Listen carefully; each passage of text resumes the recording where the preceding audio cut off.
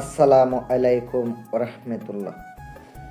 সুপ্রিয় দর্শক, আশা করি আল্লাহ রাব্বুল আলামিনের অশেষ মেহেরবানিতে ও দয়ায় আপনারা সবাই ভালো আছেন। আল্লাহর রহমতে এবং আপনাদের দোয়ায় ভালো আছি। আজকে খুব মায়াবী, খুবই শক্তিশালী একটি পরী হাজির করার জন্য আমল নিয়ে আসলাম। সম্পূর্ণ ভিডিওটা দেখবেন। যদি ভালো লাগে চ্যানেলটি সাবস্ক্রাইব করবেন। আর যারা পরী হাজির করার জন্য আমল করতে চাচ্ছেন অথবা আপনারা আংটি নিতে চাচ্ছেন, বাংলাদেশের যে কোনো প্রান্তে আপনি আমার কাছ থেকে আংটি নিতে পারবেন অথবা যে কোনো কিছু ইনশাল্লাহ সংগ্রহ করে নিতে পারবেন।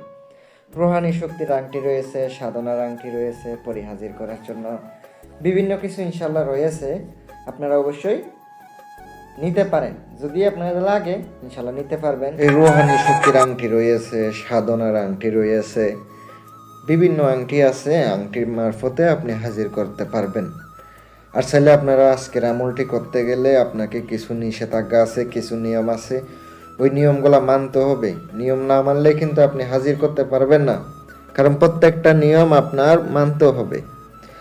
পরে হাজির করার জন্য আগে অবশ্যই নিজের শরীর বন্ধ করতে হবে। আর রোহানি শক্তি অবশ্যই দরকার হবে। তেলেসমাতি আংটি যদি আপনার থাকে, সাধনার আংটি যদি থাকে, কোনো রোহানি শক্তি কোনো কিছু দরকার হবে না। যেভাবে আছে এগুলা দিয়ে আপনি চলবো। আংটি দিয়ে আপনি কাজ করতে পারবেন, আংটি দিয়ে আপনি হাজির করতে পারবেন। আর কথায় আছে না, বিশ্বাসী মিলাই বস্তু তর্কে বহুদূর। যদি বিশ্বাস হয় করেন, আর বিশ্বাস না হইলে নাই। যদি মনে হয় করবেন, আর না হইলে আপনার নাই। আমি কাউকে জোর করি না কোনো কাজের জন্য। আর কথা হচ্ছে, অবশ্যই এগুলা করতে গেলে নিজের উস্তাদের অনুমতি লাগে। অনুমতি ছাড়া, উস্তাদের দোয়া ছাড়া কোনো কিছু হয় না, যত কিছু করেন। আর এই কাজটা অবশ্যই শনিবার অথবা মঙ্গলবারের দিন পাক পবিত্র অবস্থায় বুজু গোসল করিয়া নিরামিষ খাইবেন, জালালি জামিলি পরহেজ করবেন। আর অবশ্যই উত্তরমুখী হয়ে আপনার বসতে হবে। উত্তরমুখী হইয়া বসে মন্ত্রটি আমি আপনাদেরকে স্ক্রিনে দিয়েছি, ওইটা মুখস্থ করিয়ে নেবেন। মুখস্থ করে নেওয়ার পর আপনি এই কাজটা করবেন। মুখস্থ হয়ে গেলে আবার কিভাবে কাজটা করবেন বলে দিতেছি। বসার পরে আগরবাতি 2টা জ্বালাবেন, আর ভালো মানে একটা আতর লাগাবেন শরীরের মধ্যে। আর নিজের শরীর অবশ্যই বন্ধ করিয়ে নেবেন।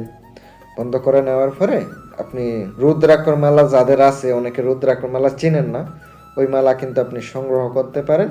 ওইটা সংগ্রহ করে তারপর ওই মালাতে আপনি ধরেন জপ করবেন। এভাবে আপনার 321 বার অথবা 333 বারও পড়তে পারেন। 21 বারও চাইলে পড়তে পারেন, 33 বার চাইলেও পড়তে পারেন। কিন্তু একটাই আপনার বেশি নিতে হবে।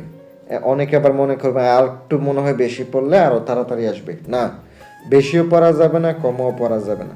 যদি বেশি পড়েন কিন্তু সমস্যা হইতে পারে, এটা অবশ্যই মাথায় রাখবেন। যখন কাজ করবেন অবশ্যই পাক পবিত্র অবস্থায় বসে আপনি কাজগুলা করবেন, তাহলে কিন্তু আপনার কাজ হবে, আর নয়তো হবে না। আমি আপনাদেরকে দিলাম, উপকার পাইলে জানাবেন। আর এভাবে 7 দিন পর্যন্ত কাজ করবেন। 7 দিনের মধ্যে কাজ হয়ে যাবে। 7 দিনে অবশ্যই আপনি রেজাল্ট পাবেন।